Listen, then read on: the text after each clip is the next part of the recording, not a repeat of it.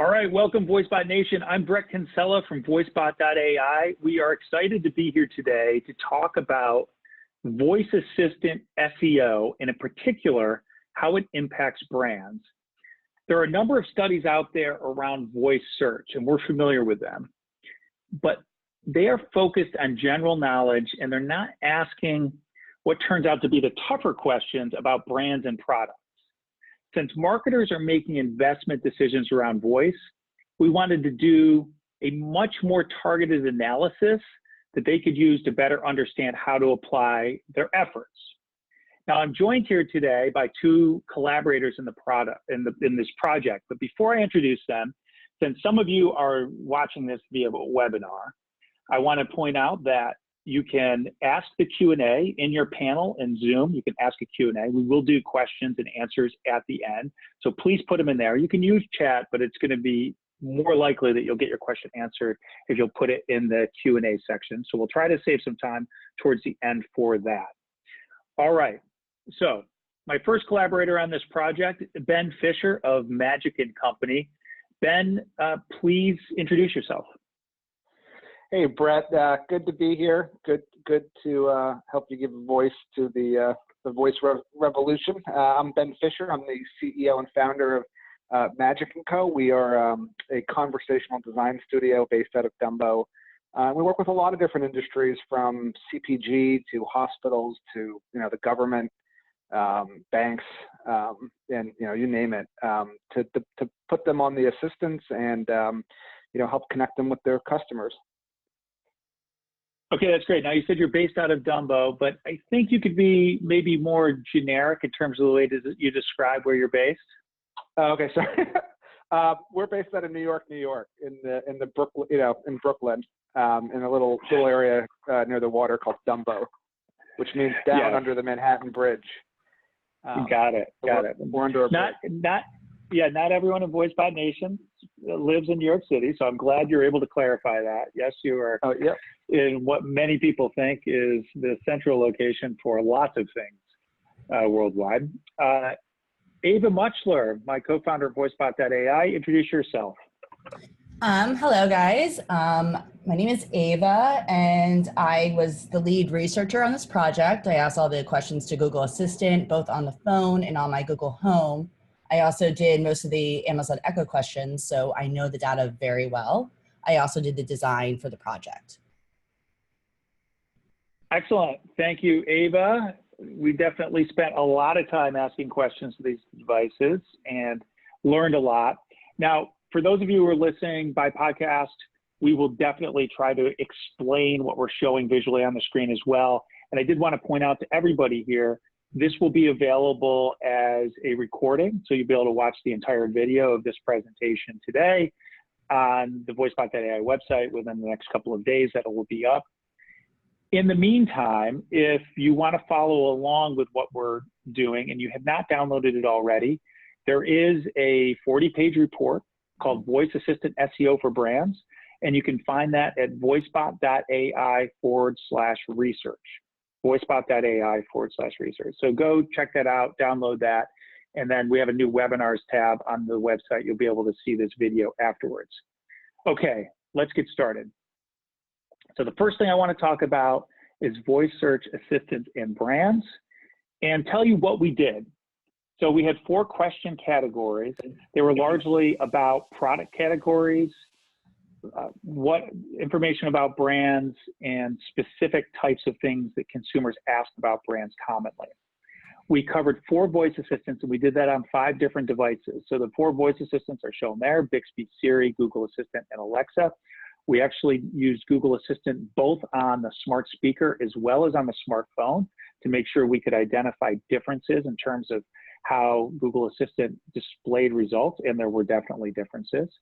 So in addition to those 5 devices, we had 21 product categories. We covered over 200 brands. We looked at 20 different brand categories and picked about 10 brands from each of those categories. And we asked over 4,000 questions.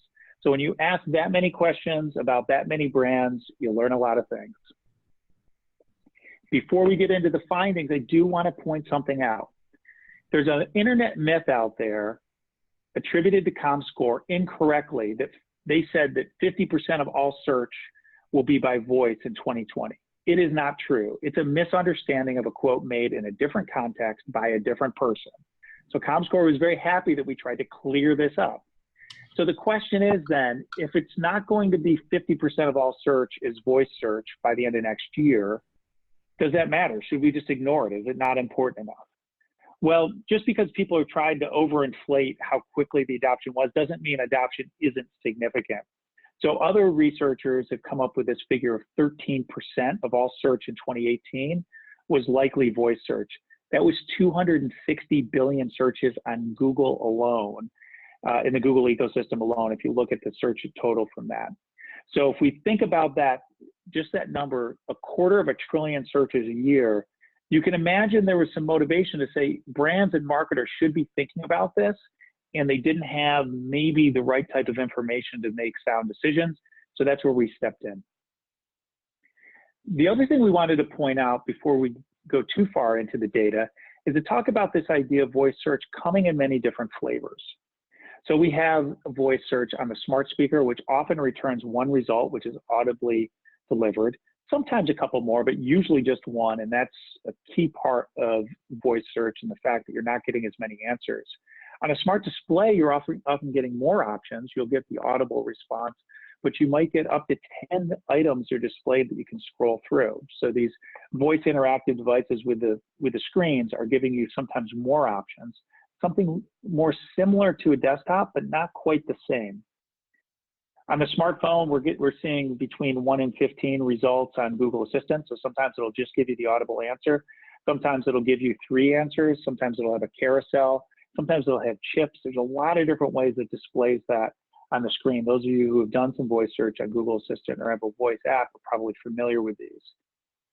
Siri is a little bit different. They almost always give you at least 3 results when it's on the smartphone. And on desktop, we've seen up to 35 results on a single page. We talk about the 10 blue links, but then there's all these additional links we have for sponsorships, and sometimes they have inserts around videos and those types of things. So it's a lot different. But what you can see here is the world that we were in around desktop had lots of results. And right now we're moving more towards this voice search area where you have fewer results. And just because you might see 15 occasionally on a smartphone in terms of results, it's really a lot less than that typically, usually having 1 result or 3 results. And if it's an audible response, it's very often 1 with occasionally an option to hear additional information. The other thing we wanted to point out here is that voice assistants are now becoming the engines behind voice search. There was a time a couple years ago where a lot of people might click on the microphone in the Google search bar, and that's how they were using their voice search. That's much less common today from what we can tell. And that it's so much easier, there's so much less friction to just ask the question immediately, because a lot of these voice assistants are always listening on the devices, everything from desktops to smartphones to smart speakers.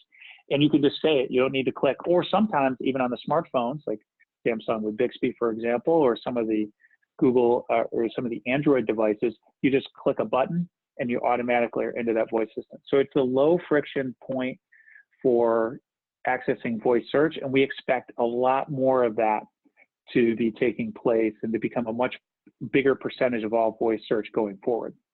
So given that as a setup, I'll start with you, Ben. Were there any things in terms of the nature of the structure of this report or some of the things around the changing of voice search nature before we get into the deep data that you wanted to comment on?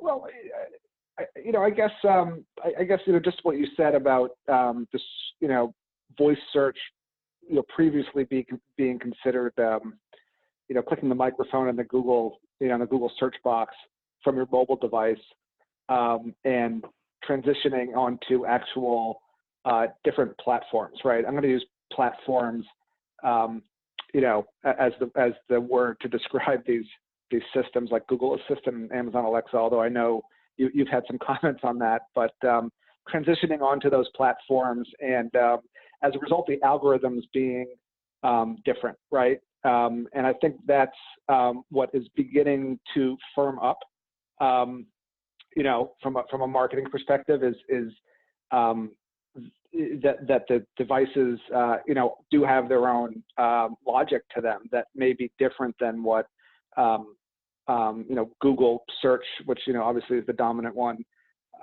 you know, does now. And for that reason, you know, that's why it may feel like there's a lot of confusion and there's a lot of questions about, you know, this space. And there's, you know, you know, people are always asking, how do we take advantage of it? And the answer is, you know, this is a new world. There are some concepts that are similar, you know, just like any new technology builds on the last technology, but really there's a different, you know, different behavior here that's going on, and different variables that brands and companies can pull on to get the results they want. So, you know, that's what was really exciting to me is that, you know, that whole thesis there was really validated by this report to me. And, you know, so I look forward to diving into the details. Great. Ava, you did a lot of this research. You were knee deep into the responses and particularly how it showed up differently in different surfaces. What were some of your key takeaways just from the experience of trying voice search at volume across multiple surfaces? I would say the more succinct answers were better, particularly on a smart speaker. I was also surprised by how many options I was given on a smart display because I have an Amazon Echo Show. Most of the time when I wasn't just given one, I was always given 4 results, which I was kind of surprised by. It wasn't 3 or 5, it was 4 for some reason. It was also very clear that Google owning its own knowledge graph, particularly with local information, particularly with Google Maps, was able to provide context and understand my queries better than Amazon Alexa, which was pulling from Yelp. They would actually understand that I was looking for like a restaurant with a kids menu instead of giving me a restaurant with kids in the title, for instance. And just that sometimes the voice assistant would give me more information than I needed. Yeah, that's great. I would say the one thing that I took away, because I was involved in a lot of the in-depth analysis as well, I wanted to make sure that I had that personal experience working with these voice assistants at volume with these questions, as well as not just trying them. One of the key things that I took away was how bad the voice assistants are at answering a lot of these questions. It's one thing to do general knowledge questions, and I think the voice assistant providers have invested a lot in things like geography, points of interest, history, mathematics, these common trivia-based questions, and then other things like weather, right? And they're really good at those things. And so I've read and interviewed people about all of these other research. All this other research has been done about the ability of voice assistants to answer questions correctly. And then we get in there with brands, some of which are names that are not commonly in the dictionary, for example, that the voice assistants weren't very good at recognizing, some of which are common words in the dictionary, which then the voice assistants misinterpreted because the NLU wasn't sure if you're talking about a brand or if you're talking about the actual term.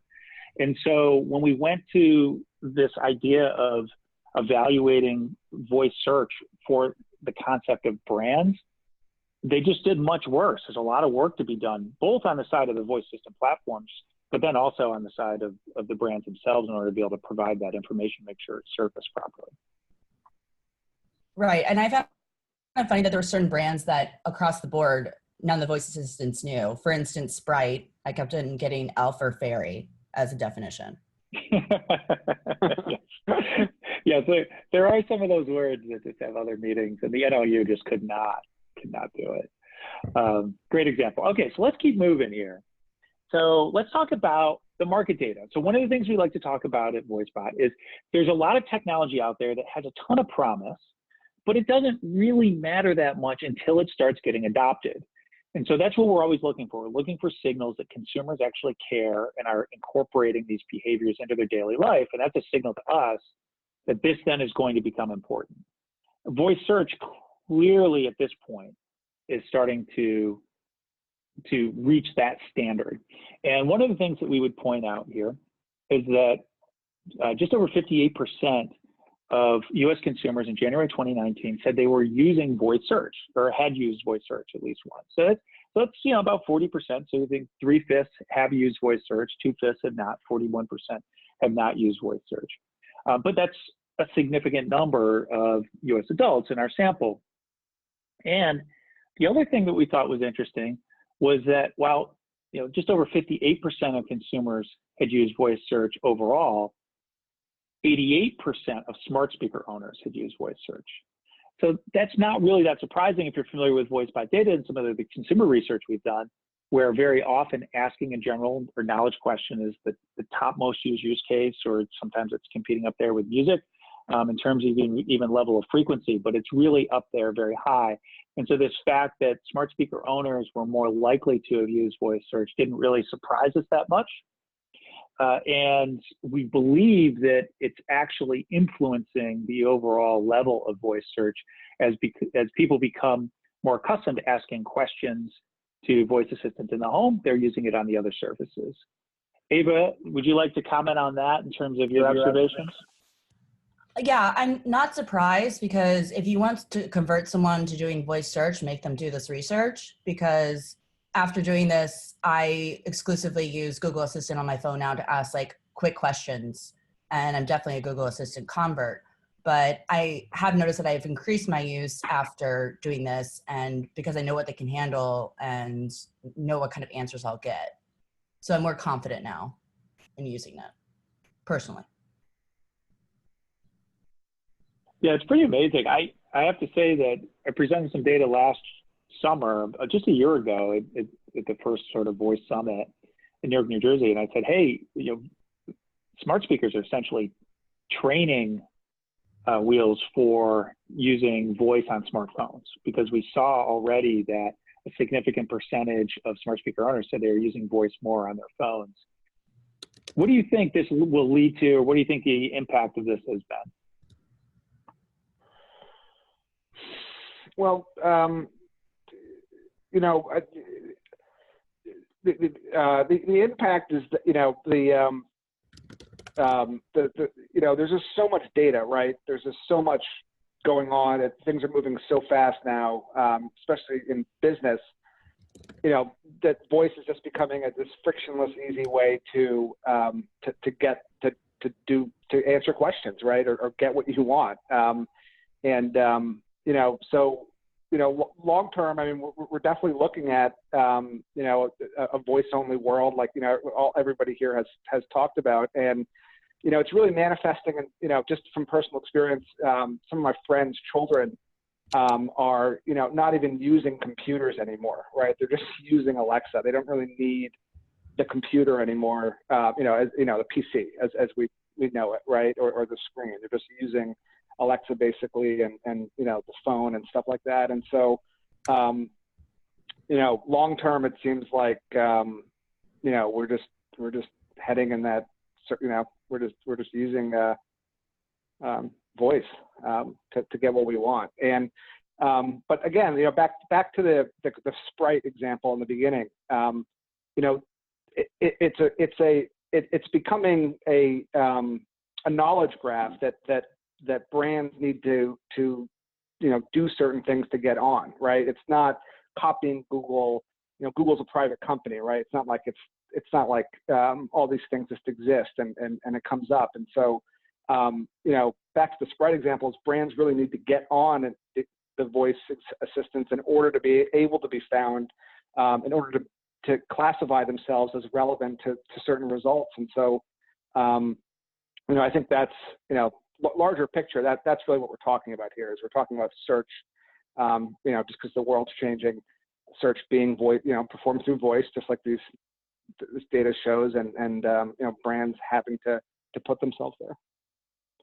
Yeah, absolutely. Well, there's certain types of things that we used to do exclusively on the desktop. Once become available on mobile, we almost all the time did them on mobile. Going forward, it was just easier, faster, more convenient.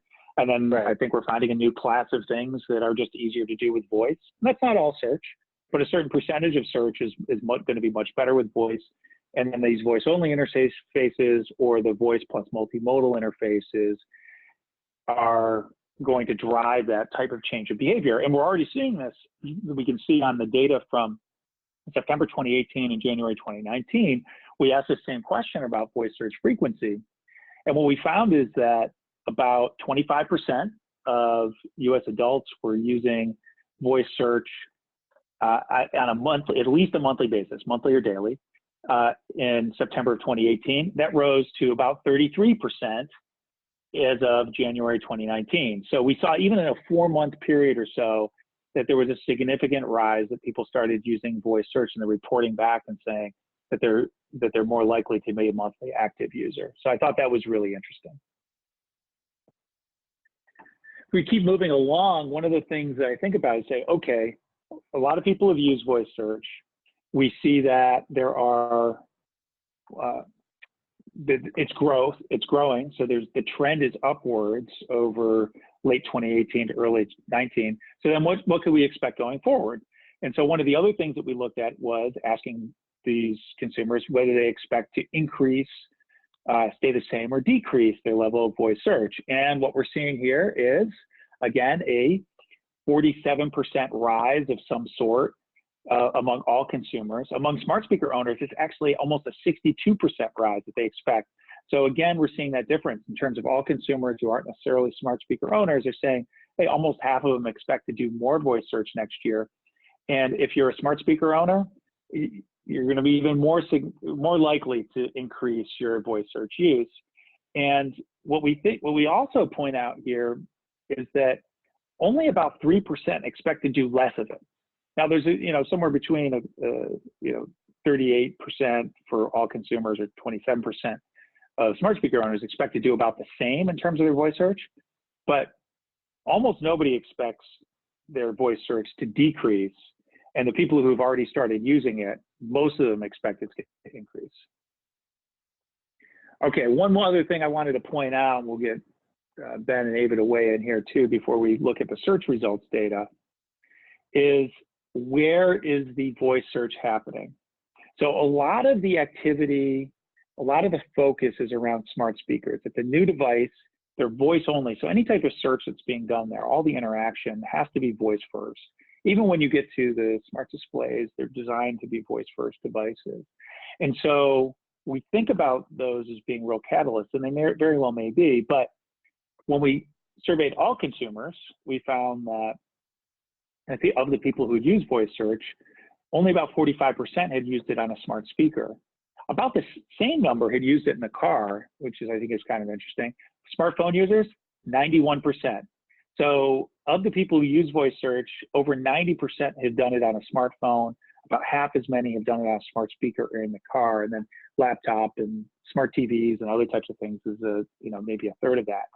So what we're seeing here is that from a voice search standpoint, smartphones are a big deal. And part of this in terms of phones and the cars makes sense because there's a lot more of those devices out there. So it's readily available. There's only about a quarter to not quite a third of US adults have a smart speaker readily accessible to them. So if they're going to do voice search, they have these other devices they can go for. But Ava, do you have any thoughts on this in terms of consumer response around the surface they're using for search? I'm not surprised the smartphone is so high. I also just think multimodal along with voice search is a way to reduce the friction and to get people to adopt voice search in general so that they will eventually start using the more in smart speakers and things without a screen. No, I think in the next couple of years, we're going to see the laptop desktop number increase. You just talked about multimodal surfaces, and you're kind of starting to see that with that new, the new Apple OS, right, where people can use voice, and there's the ad of the disabled person using their voice to control their MacBook. And the way they set it up is really interesting, right? You have numbers that link to certain icons and areas of the screen that someone can just control. And so I think, that one of the far, close but far off things, not near term things, is that the laptop, and the iPad and stuff will become more, more of these, more voice enabled and as a result, things like web pages will have to be redesigned and things like that. So that's what I see in this, is, obviously smartphone makes sense, you're on the go, but really it's that laptop and desktop number that's interesting to me because, that'll be yet another significant change is, when your website has to be designed for voice, and not just voice search, but, just getting around and navigation, as part of that multimodal experience. So that's what I'm psyched about. I'm glad you brought that up because, in part because it leads to a lot of consternation and debate in the voice community about that specific Apple demo. And it's the difference between the idea of voice as an interface versus voice as an assistant. And so that Apple demo was great in terms of voice navigation, as you said, and that's voice as an interface. And then how do you have the systems in the back end, understand how to organize the objects so that you can call on them pretty easily. And then the assistant then allows you to execute activities beyond that and use the NLU and use the search. So I think that's a really interesting point. As you've been working with your clients, have you had a lot of people talk to you yet about the idea of voice as an interface as opposed to voice as an assistant? Yeah, actually, it's come up a lot. It's, we pitch that. We actively try and pitch that, but it's just too far out at this point that people want to spend money on. But I think it's interesting because even people who aren't in this industry, recognize that it doesn't take it's not that hard to figure out that that's where it's going, and they're interested in about it and they see it. But as far as committing dollars to it, brands aren't, at least with us, doing that. I wish people would because it could have tremendous effects. There was something. There are people who are trying. They are coming up with ideas to do it, but nobody's actually doing it, and it's frustrating for us. But some of the use cases have been awesome. And to anybody who's listening, we have demos of how such a website could actually work and be controlled by voice, particularly videos. I'm going to give one example that's beauty tips on YouTube. Women, like to consume beauty tips and makeup and hair and stuff, but their hands happen to be occupied, right? So they can't really scroll back or anything to review the tip, but they can use their voice to control the video. And so you can imagine a multimodal / website experience where people are getting this type of information, but they're using their voice. Very utilitarian purpose, but because they can't use their hands at the time, but there have been companies that we've worked with that have done studies, and something like 77% of women, want that. They ask for that, which is why they were even considering such a thing that we came up with. But again, haven't really seen it yet. That voice-controlled visual experience, but it's coming. It's definitely coming. Yeah, I think it's really interesting. I'm glad you brought it up, and I look forward to seeing that demo. I've also been told confidentially by a number of different people who have implemented different types of voice interactions and engagements on the website, and they find engagement goes up several fold. So there's one in particular, they were talking about the level of CTA, source call to action execution, went up significantly when they added voice to a certain part of their website. So that is a story for another day, but I'm glad we brought that up because that is another angle of how brands are using voice, or I should say how brands will be using voice. Right now, though, a lot of it is really focused on the assistant side. Right. Well, the search aspect is definitely more implementable. We have done that. Is implementing voice search and people being able to navigate around a website like that. What I was really referring to was really just a fundamental paradigm shift of what a website is, and how does that interact with voice, as opposed to just having a voice search type situation, that can search your product inventory or something like that. Where engagement rates really can go up, and it's a great thing, and everybody should be doing it, and it's very easy to do, especially since Chrome has web has voice built into it. They can translate the text and stuff. Yeah. So great. Well, and that is a statistic by a research firm that is not a myth. Gartner did say, I think, that about 20% of all website interactions will be by voice in 2021. I'd have to check on that, but it's somewhere around there. Ava? We're getting a lot of questions of what we define as voice search. You defined it as when you ask a voice assistant for information. You're the one who had the questions, though, so I don't know. Okay. Yeah, I can't see the questions right now, but absolutely. Well, what are we defining voice search as? We're getting a lot of questions about that, so I just wanted to address it. Oh, okay, fair enough. So voice search is anytime you ask a question for information and you expect it back. So it's not. This would be in the world of people who build voice apps, is the idea of implicit requests as opposed to explicit requests. So you have an explicit request, which is you say, I want information from a certain Google action or from a certain Alexa skill, and you invoke that by name. So you say the name where you want the source. This is a general question to a voice assistant, and asking them, in this case, what we focused on was several questions around product categories.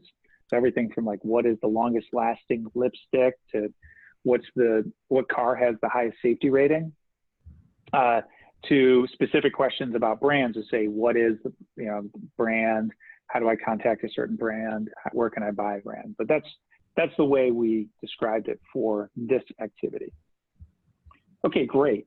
So I want to keep going here, and I want to get into the actual results, and we want to hit a couple of these pretty quickly.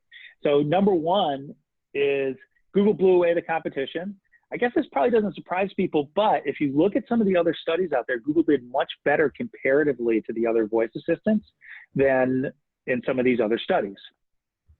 So for example, you can see over there on the right, Google Home got 81% correct, and Google Assistant got 92.5% correct.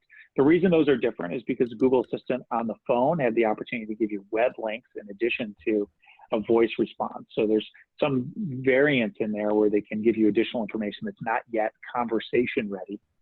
And if we look at Alexa, Samsung Bixby, and Apple HomePod, they're not too far apart. Alexa's the best of the three, but they're all around the same level in terms of all the questions that were asked. So I think this is somewhat useful to get a high level view. I think it's much more interesting to go deep into the types of questions that we ask. And so the first thing we want to talk about is categories. So this is where we are asking about the longest lasting lipstick, the most popular cell phone provider, all these other types of questions that we source, which are common questions that are asked of Google, and we try to translate these into a voice search environment. When we get to categories, you see a slightly different slightly different variance in terms of how Google Home and Google Assistant do. They do about the same as their overall numbers in this area. Alexa did pretty well. Samsung did pretty well. Apple HomePod did pretty well, but significantly behind Google. And when we go a little bit deeper, we were able to look at where they're sourcing that information from. And so Google is, for a significant portion of all their answers, is going to some third-party website. It's a small percentage are going to a brand to try to answer that question, but since these were general questions and not specific to a brand, it's not surprising that they went to all of these third-party websites. They also, in some cases, will give web links. If you look at Alexa and Bixby, for example, whereas Google Home and Google Assistant were around 60% will go to a third-party website and maybe 1 or 2% direct to a brand. Alexa, Samsung, Apple HomePod, all around 1 to 2% going direct to a brand, but it's 15%, 23%, 13% going to a third-party site. And then when you get into Apple HomePod asking these questions, a full 69%, they just don't know. It just says, I don't know, and about 14% gives you errors. Bixby gives you about 40% error rate. I assume they're still working on this brand knowledge graph. Alexa has a lot of answers as well that are incorrect, but about 38%, they just don't know and don't even attempt to answer the question. So when we look at the sort of the high level and the categories, we'll go with you, Ava, first. Any thoughts on what you thought about that category? I was surprised by how much it referenced third-party sites, and Google Assistant just knew more. It also gave me a lot of web links. I felt that on the Google Assistant on the phone is more like a traditional web search. And instead of giving me one answer, it would give me a list of links. Obviously less of a list than I would have on a web browser, but the experience was pretty similar. The only difference was I was asking the question instead of typing it. Oh, also I could say about Amazon Alexa, I was surprised by how little it gave me products to buy on Amazon. And the only time it would was when it definitely had the word best in it. So if you want to be on Amazon's choice and have that reference, make sure you're optimizing for what is the best insert product. Yep. Yeah, but I think we need to, one thing is that this was a snapshot in time, right? This is like how the devices are doing now, fulfilling your requests, and a portion of that is, direct to brand, and a portion of that is they have to go to third-party sites. But there's a lot of leeway for brands to make sure that it goes to them, right? I mean, one of the common refrains that we hear is, hey, when I ask Alexa about my brand, they go to Wikipedia, and I have to now look at my Wikipedia page, and it's like, yeah, you kind of do, but there are strategies for increasing the probability that Alexa selects your app and your experience, and that a brand can take control of the conversation, right? That's what Magic & Co. really tries to do. So some of this is, we've talked about this a little bit before, Brett, like, nameless invocation and implicit invocation, and how Google and Alexa are working on it to improve the accuracy of that stuff.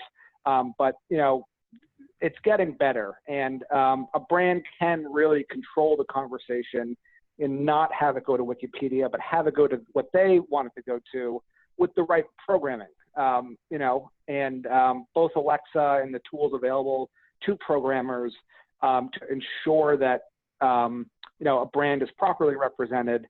Those tools seem to be evolving and getting better. So it is possible to make sure that you control the conversation on Alexa and Google Home. That's, I think, from what we're seeing, that is a value of these devices that is only going to get more, increase in value over time, as these features get stronger and stronger on Alexa and Google Home to properly route so the brand can take control of the conversation. It's a fair point. So, but I will say, I think, our characterization, this is a wake-up call for brands. It's also a wake-up call for the voice assistant platforms, because implicit invocations, I think, first arrived in late 2016 on Google, and can fulfill intent requests, nameless invocation, arrived over a year ago on Alexa. And yet of 4,000 questions, not a single one went to a branded website or branded voice app, a skill or a Google action. And we knew from our evaluation of those brands that over 30% had some sort of voice app, about 21% Google action, 27% Alexa skills. So one of the things that I hope comes out of this is that the team working on Alexa and the team working on Google, and then the Samsung Bixby team, I'm sure, looking at this. I'm not sure, no one really knows what Siri team is doing, but at least those three will look at this and say, hey, this is an area we need to spend more time and make sure we're actually using the nameless invocation, using implicit invocation as a primary signal and not as a secondary signal. And this is particularly important because Google actually reduced the amount of referrals that it's giving to branded Google actions sometime in late 2018. So, when I think about it, I think it's fair to say it's a snapshot in time, and that this will change. And one of our core recommendations is to set up your voice applications to deal with this. But I also think it's a reality check that today, if you want to rank for some of these generic voice search questions around brands, there are some other areas that you also need to do in addition to voice apps. And voice apps are really something that are probably going to have much more impact over the next year or two than they're having this month. Yeah, I completely agree with that.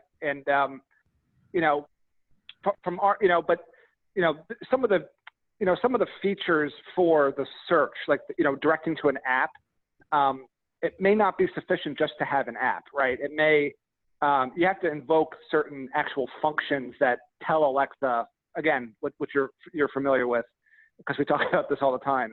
So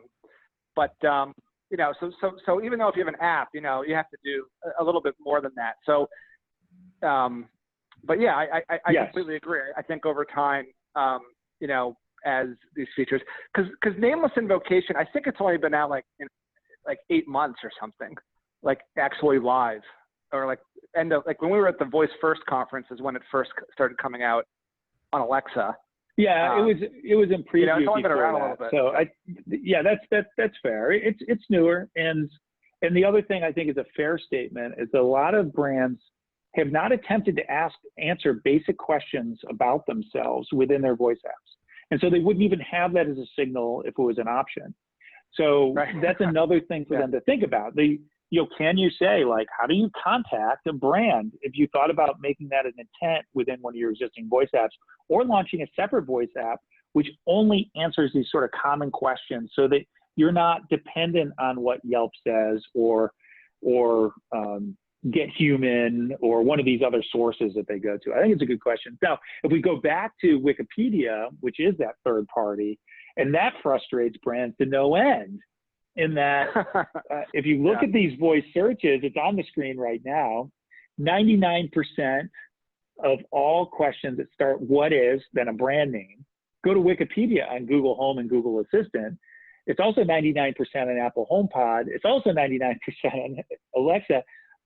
Samsung Bixby addresses a few more areas, but about 87% of the correct answers, these are all of the percentage of correct answers, goes to Wikipedia. So number one thing, if you're a brand, make sure you're doing whatever you can to massage your Wikipedia entry so that it properly states something useful and factual about your company.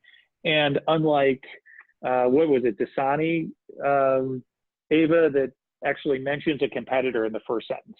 Yeah, it says the Wikipedia Dasani came out after, due to the popularity of Aquafina. And I was like, that's not good. Yeah, it's terrible. Okay, so let's talk about another couple quick things. I want to hit these quickly because we're at 1:45. I want to ask some, or I want to be able to answer a couple questions. So the other things are pretty similar in that we had this question about how do I contact. So if someone's in that moment, right, a consumer's in that moment, they want to talk to a brand, can they reach you, right? And so this is like, owning a moment and being there as a brand is an important thing. And if they're asking Google, there's a pretty good chance they're going to find you. If they're asking Amazon, there's a 1 in 10 chance that they're going to find you. Bixby and HomePod, basically, no, they're not going to find you today because those two assistants haven't really enabled these features yet. And so that's one of the things you have to think about is that how can you make yourself available when a consumer really wants to reach you? And, this is a call out too to Amazon, Bixby, and HomePod. You should focus some attention on this. Brands are going to be a big part of the content contributors to your ecosystem and the value of your platform. If people want to be able to contact them, there are resources out there you can go to. You can go direct to a website, you can go to third-party reference sites. So I think that's important. Very similar where this question around where can I purchase a product. Now, again, Google Home's pretty good at this. They have a higher level of didn't know than in some of these other categories.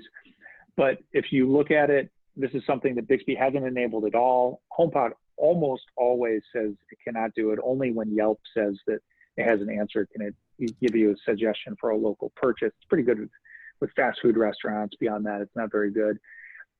Alexa, very similar, very dependent on Yelp, but just can't connect you with a local place or an online place to buy a product, which astounded me because I was thinking that Alexa would very often refer you to Amazon.com because many of these products are available there, but it didn't even do that very often. So any comments on that, Ava? Again, Amazon was not great about knowing where to buy because I think it was thinking of physical locations instead of online, which is why it only answered when we were asking the product category questions about like what is the best.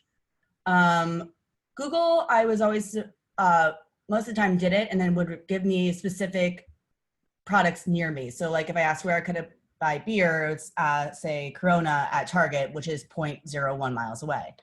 And I was also surprised because Total Wine and More, which is like a local store that only has like 10% of the stores that like Target does, was referenced quite a bit for where to buy various alcohol products. So it shows that you don't have to be a huge store to take advantage of the local product graph to get on Google Assistant.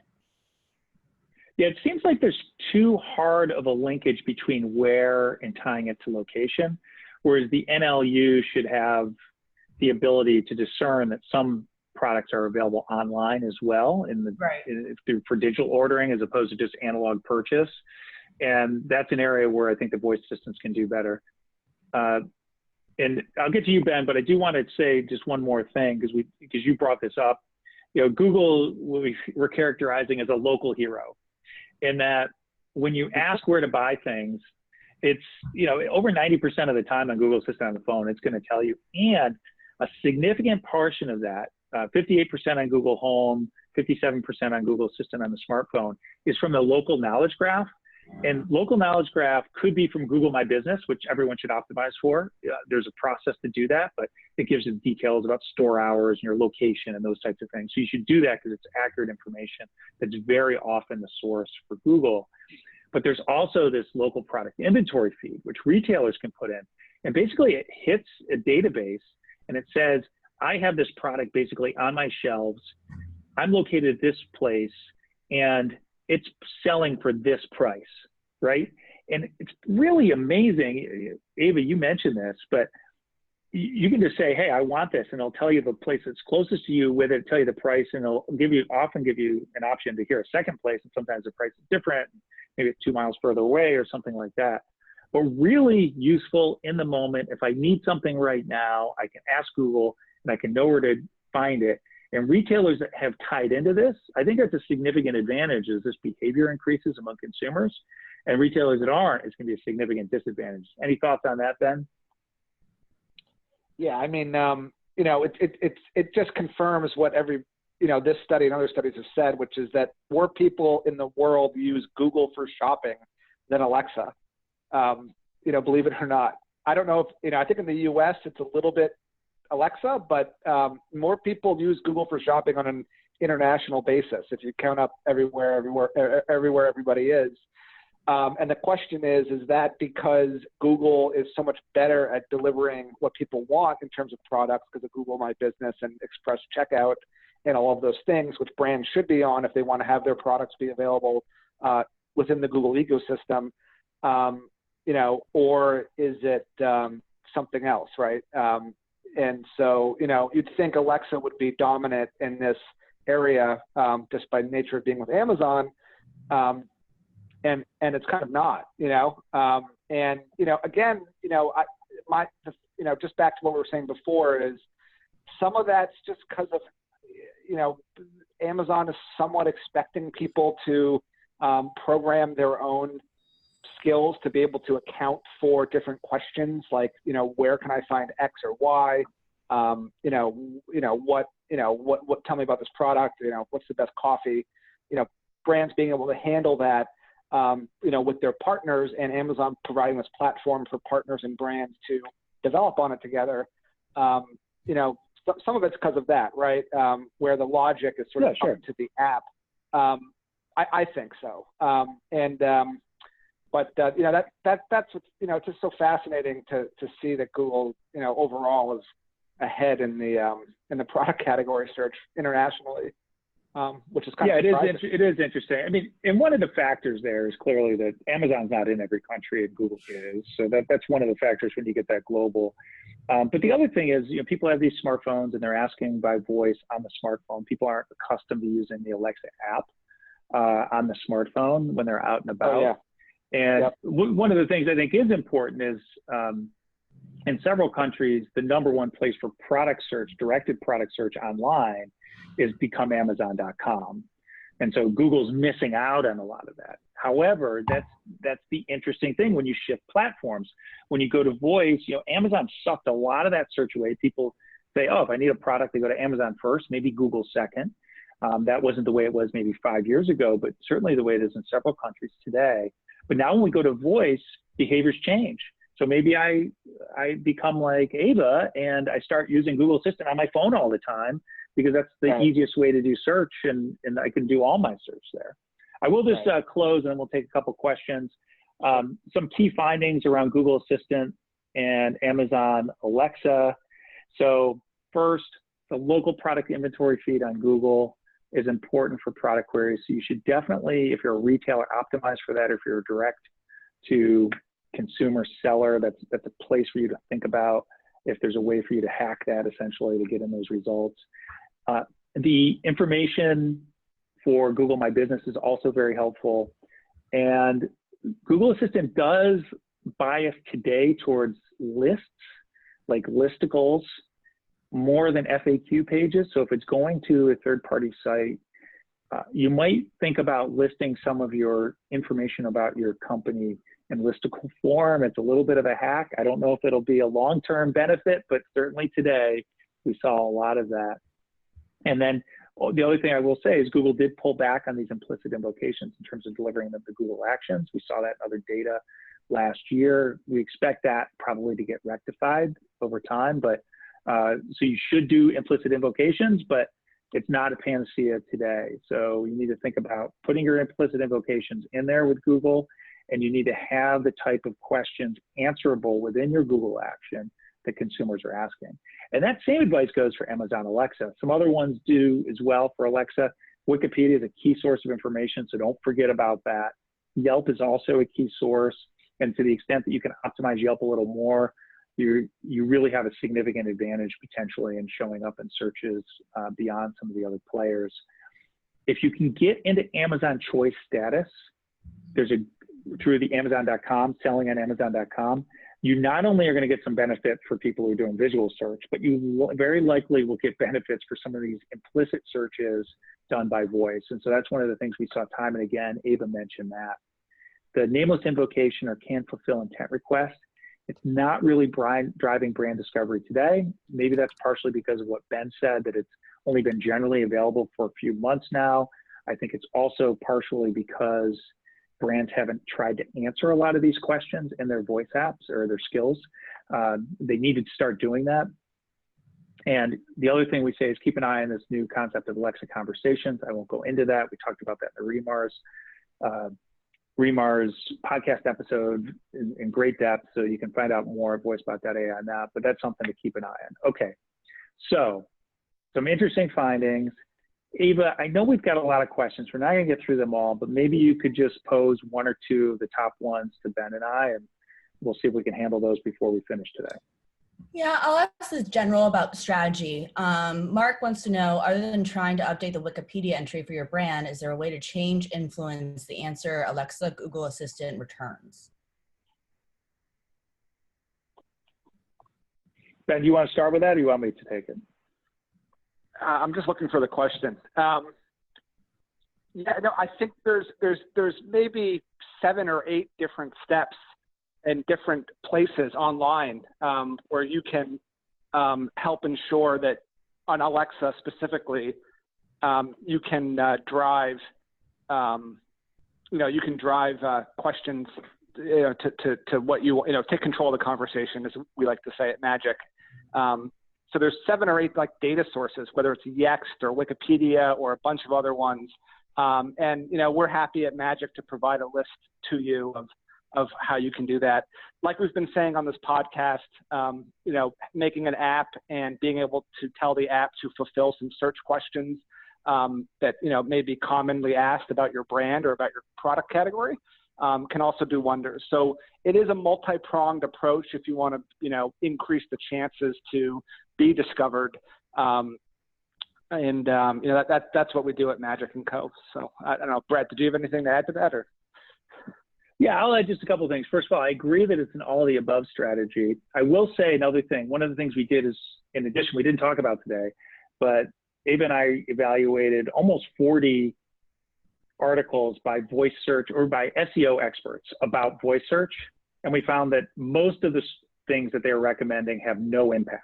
So if you look at it they might have impact for other things, but not for brand search, which we thought was kind of an interesting finding. And so one of the things we did is we sort of looked at the top 10 and we categorized those in terms of how often they came up with voice search experts.